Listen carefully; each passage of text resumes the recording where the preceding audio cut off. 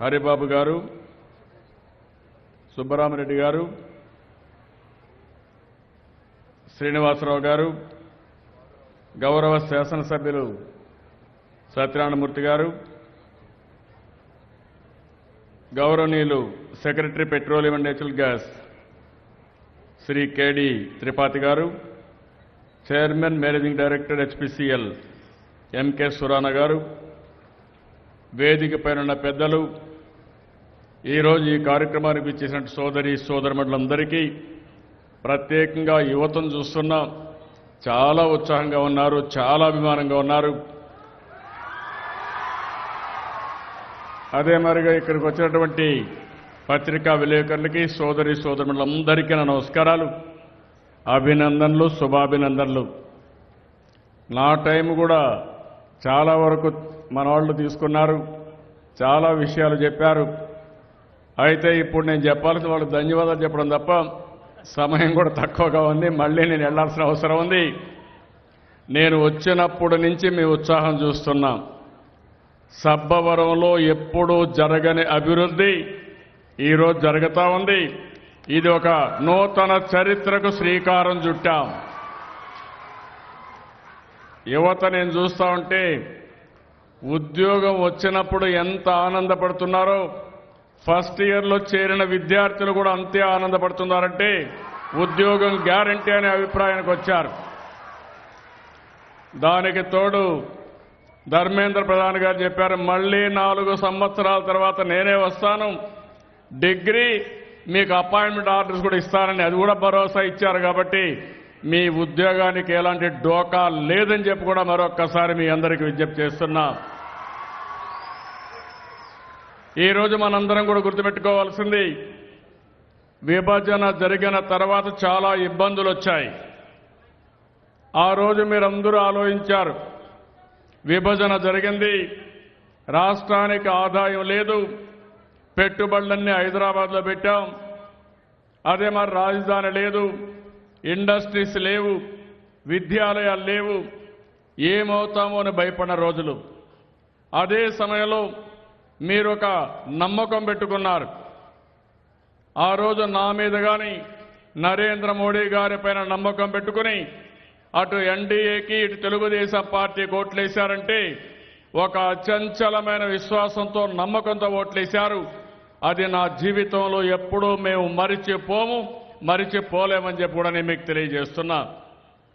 దాంతోనే మీరు చూస్తే కొంతమంది నిన్న మొన్న మాట్లాడుతున్నారు, స్పెషల్ స్టేటస్ గురించి, స్పెషల్ ప్యాకేజ్ ఇస్తే నేను దాన్ని సమర్థించడమే కాకుండా వెంకయ్యనాయుడు గారు చేసిన కృషిని కూడా నేను అభినందించాను. దానికి కారణం ఈరోజు ఇక్కడ చూసినప్పుడు petroleum university, skill development institute కానీ, అదే మాదిరిగా మీరు ఇంకొక పక్కన చూస్తే హెచ్పిసిఎల్ ఇక్కడ ఎక్స్పాన్షన్ కానీ, ఎక్స్పాన్షన్కే దగ్గర 24,000 కోట్లు ఖర్చు పెట్టే పరిస్థితి వస్తూ ఉంది. ఇంకొక పక్కన ఏదైతే పెట్రోకెమికల్ కాంప్లెక్స్కి 35,000 కోట్లు ఖర్చు పెట్టే పరిస్థితి వస్తూ ఉంది. ఇవన్నీ కూడా చూసినప్పుడు 62,000 కోట్ల రూపాయలు ఇక్కడ ఖర్చు పెడుతున్నామంటే దీనివల్ల ఎలాంటి లాభం మీరందరూ ఒకసారి గుర్తుపెట్టుకోవాల్సిన అవసరం ఉంది. అదే మాదిరిగా ఆంధ్రప్రదేశ్ రాష్ట్రంలో సహజ వనరులున్నాయి. కేజీ బేసిన్ అయితే చాలా రిజర్వ్స్ ఎక్కువగా ఉన్నాయి. ఒక పక్క గ్యాస్ ఉంది, ఒక పక్క ఆయిల్ ఉంది. అందుకనే ఇంకొక 60,000, 70,000 కోట్ల రూపాయలు ఖర్చు పెట్టే పరిస్థితి వస్తుంది. భవిష్యత్తులో నాకు అనుమానం లేదు, విశాఖపట్నం నుంచి రాజమండ్రి వరకు ఇది ఒక పెట్రోలియం హబ్గా తయారవుతుంది. ఎవరైతే స్టూడెంట్స్ ఉన్నారో మీరు బాగా చదువుకుంటే బ్రహ్మాండమైన ఉద్యోగాలు వస్తాయని చెప్పి కూడా నేను మీకు భరోసా ఇస్తున్నా, అనుమానం లేదని చెప్పి కూడా నేను మీకు తెలియజేస్తున్నా. అందుకని ఈరోజు మనందరం కూడా ఏదైతే మంత్రి గారు చెప్పిన దాంట్లో ఇంకా కొన్ని చూస్తే, ఒకప్పుడు దీపం కార్యక్రమం మనం పెట్టాం. ఆనాడు ఎన్డీఏ గవర్నమెంట్లో పెద్ద ఎత్తున వాజ్పేయి గారి నాయకత్వంలో ఇంటింటికి దీపం కింద గ్యాస్ కనెక్షన్లు ఇచ్చాం. తర్వాత వచ్చిన కాంగ్రెస్ పార్టీ ఆ దీపాన్ని ఆర్పేశారు తప్ప ఎక్కడా ఒక్క గ్యాస్ కనెక్షన్ ఇచ్చిన దాఖలాలు లేవు. ఈరోజు ప్రధానమంత్రి గారు వచ్చి మళ్ళీ ఉజ్వల యోజన కింద ఇంటింటికి గ్యాస్ ఇవ్వడానికి ముందుకొచ్చారు. నేను ఒకటే మంత్రి గారిని అడిగాను, మా రాష్ట్రం నుంచి అన్నీ ఉన్నాయి, జూన్ 2వ తారీఖు లోపల ఆంధ్రప్రదేశ్లో 100% ప్రతి ఒక్క ఇంటికి గ్యాస్ కనెక్షన్ ఇవ్వమని అడిగాను. కిరోసిన్ వాడే రాష్ట్రం కాకుండా కిరోసిన్ వాడకం అవసరం లేని రాష్ట్రంగా తయారు చేయమని వారిని కోరాను. జూన్ 2వ తారీఖు పూర్తి చేస్తామన్నారు. చాలా సంతోషం. పెద్ద రాష్ట్రాల్లో మొదటి రాష్ట్రం 100% గ్యాస్ కనెక్షన్లు వాడే అవకాశం వస్తుంది. కట్టె పొయ్యలు ఉండవు. రేపు రాబోయే రోజుల్లో తమ్ముళ్ళు మీరు గుర్తుపెట్టుకోవాలి, ఆడబిడ్డలు ఎక్కడన్నా బయట పోతే గ్యాస్తో వంట కూడా సులభంగా మీరు చేసుకోవచ్చని చెప్పి కూడా నేను మీ అందరికీ విజ్ఞప్తి చేస్తున్నా. అదే మరి ఈరోజు కరెంట్ ఇచ్చాం 24x7, ఎక్కడా కరెంటు కొరత లేదు. అన్ని ఇండ్లకు కరెంట్ ఇచ్చాం. ఇప్పుడే వెంకయ్యనాయుడు గారు చెప్పినట్టు 110 మున్సిపాలిటీలు ODFగా డిక్లేర్ చేశాం. మొట్టమొదటి రాష్ట్రం మంది. అన్ని పట్టణాల్లో ఎక్కడ చూసినా మరుగుదొడ్ల నిర్మాణం పూర్తి చేశాం. భవిష్యత్తులో గ్రామీణ ప్రాంతాలు కూడా అదే స్ఫూర్తితో తీసుకుంటున్నాం. ఇంకో పక్క గ్రామాల్లో సిమెంట్ రోడ్లు ఇస్తున్నాం. పేద ప్రజలకు సంక్షేమ కార్యక్రమాలు పెద్ద ఎత్తున ఇస్తున్నాం. ఇవన్నీ ఇస్తూనే ఇంకా అభివృద్ధి కార్యక్రమాలు చేసి ముందుకు పోవాల్సిన అవసరం ఉంది. ఈరోజు మన రాష్ట్రం నుంచి ఒక పక్క ఆంధ్రప్రదేశ్ గవర్నమెంట్ కానీ, అది మరి గెయిల్ కానీ, ఇంకో పక్క HPCL కలిసి సంయుక్తంగా LNG టెర్మినల్ తీసుకొచ్చాం. కాకినాడ టు శ్రీకాకుళం, కాకినాడ టు విజయవాడ, విజయవాడ నుంచి నెల్లూరు వరకు పైప్ లైన్లో గ్యాస్ తీసుకెళ్తాం. పెట్రోలియం ప్రోడక్ట్స్ కూడా తీసుకుపోవడానికి ఆలోచిస్తున్నారు. ఇవన్నీ వస్తే ఇండస్ట్రీస్ డెవలప్ అవుతాయి. ఇంకొక పక్క పెద్ద ఎత్తున క్లీన్ ఎనర్జీ వచ్చే అవకాశం ఉంటుంది. ఈ కార్యక్రమాలన్నీ కూడా రాబోయే 4-5 సంవత్సరాల్లో ఆంధ్రప్రదేశ్ ముఖ చిత్రాన్ని మార్చే పరిస్థితి వస్తుంది. ఈరోజు విశాఖపట్నం ఉంది. పోయిన 2 ఏళ్లకు మునుపు మీరు హుదూద్ తుఫాన్ వచ్చింది. ఏ విధంగా దెబ్బతిన్నామో చూశాం.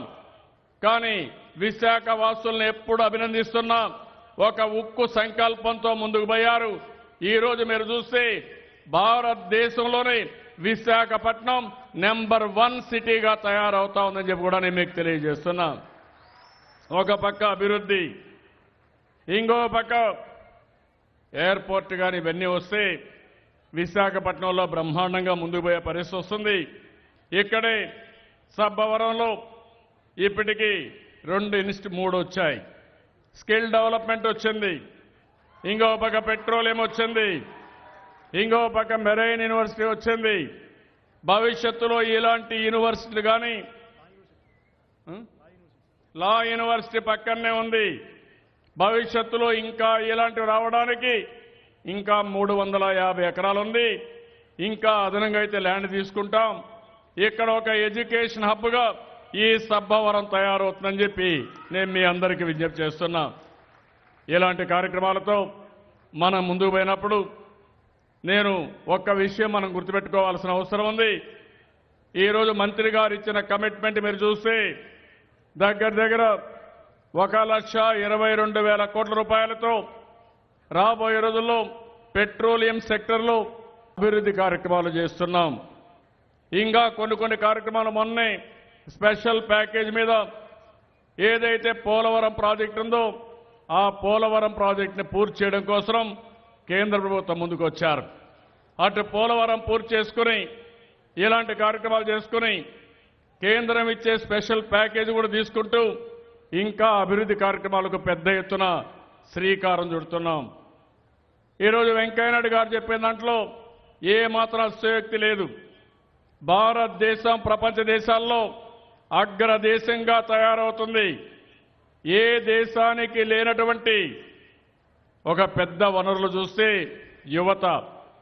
నాకు ఒకటే అనిపిస్తుంది, ఇక్కడికి వచ్చినప్పుడు చూస్తున్నాను, యువతను చూస్తే నాకు ఏమాత్రం అనుమానం లేదు, ప్రపంచాన్ని జయించే శక్తి ఒక్క భారతదేశంలో ఉండే యువతకు తప్ప వేరే వాళ్ళకు లేదు. అందులో ఆంధ్రప్రదేశ్ అగ్రస్థానాన్ని ఉంటుంది. ఇటీవల గూగుల్ వచ్చారు, స్టాన్ఫోర్డ్లో ఫెలోషిప్ కింద ఇన్నోవేటర్స్ని సెలెక్ట్ చేశారు. ఇండియా మొత్తం 20 మందిని సెలెక్ట్ చేస్తే అందులో 13 మంది మన ఆంధ్రప్రదేశ్లో ఉన్నారంటే అది ఆంధ్రప్రదేశ్లో ఉండే యువత శక్తి, సామర్థ్యం, తెలివితేటలు. ఈరోజు ప్రపంచం మొత్తం భారతదేశం వైపు చూస్తే భారతదేశం మొత్తం మన వైపు చూస్తా ఉంది. ఇందులో ఏమాత్రం అనుమానం అవసరం లేదు. ఈరోజు ఈ దేశానికి ఒక సమర్థవంతమైన నాయకత్వంతో నరేంద్ర మోడీ గారు ముందుకు పోయినప్పుడు మనం కూడా ఆలోచించాల్సింది, కేంద్రం ఇచ్చే సహకారాన్ని తీసుకుని మనం కూడా గట్టిగా కష్టపడి ఒక తిరుగులేని శక్తిగా మనం తయారు కావాల్సిన అవసరం ఉంది. ఆ విషయంలోనే ఈరోజు ఇక్కడికి వచ్చినప్పుడు మిమ్మల్ని చూస్తున్నాం, చాలా ఉత్సాహంగా ఉన్నారు, అభిమానంగా ఉన్నారు. ఉదయం నుంచి నేను 4-5 కార్యక్రమాలకు శ్రీకారం చుట్టాం. ఉదయం వస్తానే ఇక్కడిని టేబుల్ టెన్నిస్ ఛాంపియన్షిప్ అయితే నేషనల్ ఈవెంట్ ఈరోజు ఇనాగరేట్ చేశాం. అది అవుతానే ఐటీ కంపెనీలు 8 కంపెనీలు వచ్చాయి. రాబోయే రోజులు 40 కంపెనీలు వస్తున్నాయి. దగ్గర 2,000 మందికి ఉద్యోగాలు ఇస్తామని 40 కంపెనీలు ముందుకు వచ్చాయి విశాఖపట్నంలో. ఇది కాకుండా ఈరోజు ఉదయమే ఆంధ్ర యూనివర్సిటీలో ఒక మంచి కార్యక్రమానికి శ్రీకారం చుట్టాం. ప్రతి ఒక్క స్కూల్ని, కాలేజీని డిజిటల్ స్కూల్గా తయారు చేస్తున్నాం. అదే మరి అన్ని కాలేజీల్లో రాబోయే నెలలో ఫ్రీ వైఫై ఇచ్చే బాధ్యత ఈ ప్రభుత్వం తీసుకుంటున్నామని చెప్పి కూడా నేను మీకు తెలియజేస్తున్నా. టెక్నాలజీలో ముందుకు పోతున్నాం, అభివృద్ధిలో ముందుకు పోతున్నాం. ఇక్కడే ఈరోజు ఇన్స్టిట్యూషన్స్ అన్ని ఇనాగరేట్ చేసుకున్నాం. ఇంకో పక్కన ఇప్పుడే మళ్ళీ ఇంకొక ప్రోగ్రాం స్వచ్ఛ భారత్ కింద ఏవైతే మంచి ఫిల్మ్స్ తీశారో మోటివేట్ చేయడానికి అవి కూడా ఈరోజు మనం చూస్తున్నాం. ఇక్కడుండే ప్రజలకు ఒకటే నేను విజ్ఞప్తి చేస్తున్నాను, ఇండస్ట్రీస్ అవసరం. అదే సమయంలో మీరు గుర్తుపెట్టుకోవాల్సింది, స్వచ్ఛ భారత్లో కూడా స్వచ్ఛ ఆంధ్రప్రదేశ్ ముందుండాలి. స్వచ్ఛమైన ఆలోచన రావాలి. పరిశుభ్రమైన వాతావరణానికి మనం అందరం సహకరించాల్సిన అవసరం ఉంది. నేను అందుకనే మిమ్మల్ని అందరినీ ఒకటి కోరాను, వారంలో అన్ని రోజులు మన కోసం పనిచేద్దాం. శనివారం మధ్యాహ్నం మాత్రం సమాజం కోసం, మనందరి కోసం ఆలోచిద్దాం. అదే మరిగా 4వ శనివారం ప్రతి నెల ప్రజల్లోకి వెళ్ళి ఈ స్వచ్ఛ భారత్ కానీ స్వచ్ఛ ఆంధ్రప్రదేశ్ కోసం ప్రజల్లో ఒక చైతన్యం తీసుకొద్దాం. మనం స్వచ్ఛ ఆంధ్రప్రదేశ్, ఇంకో పక్కన నీటి సంరక్షణ గురించి ప్రజల్లో చైతన్యం తీసుకురావాల్సిన అవసరం ఉంది. ప్రజలతో కలిసి పనిచేయాల్సిన అవసరం ఉంది. దీనికి మీరందరూ శ్రీకారం చుట్టాల్సిందిగా మిమ్మల్ని అందరూ కోరుకుంటూ, once again I'm really appreciating our honourable minister Dharmendra Pradhan. This is a very good day. This is a historic day. But we are having all resources in Andhra Pradesh. I am requesting you, what all you announced, I am thanking you. Give a big appreciation for our Honorable Minister. If we complete all these projects, then it will have tremendous impact and we are going to get huge employment benefit. అదే మరిగా వెంకయ్య నాయుడు గారికి కూడా మనస్ఫూర్తిగా అభినందన తెలియజేసుకుంటూ, ఇక మిమ్మల్ని చూస్తూ ఉంటే ఇక్కడే ఉండాలనిపిస్తూ ఉంది, కానీ సమయం కూడా అయిపోయింది. మళ్ళీ లేట్ చేస్తే విశాఖపట్నం పోలేం. కాబట్టి అందరికీ నమస్కారాలు. జై హింద్, జై జన్మభూమి.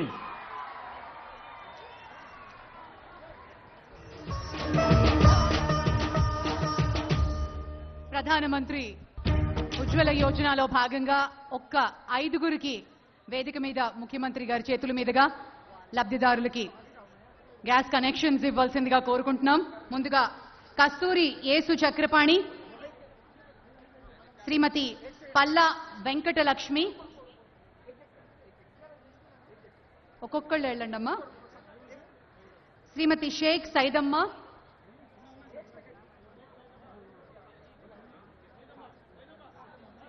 శ్రీమతి బుటు Appamma,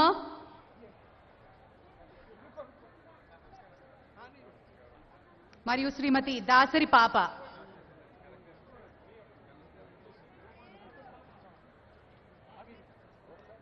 LPG subscription voucher, safety instructions card మరియు ఇన్సూరెన్స్ కార్డ్ ఇవ్వడం జరుగుతోంది ఈ మహిళలకి.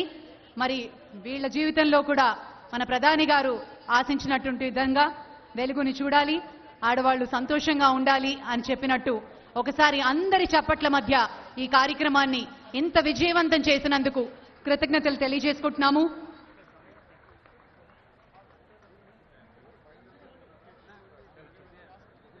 శ్రీమతి దాసరి పాప.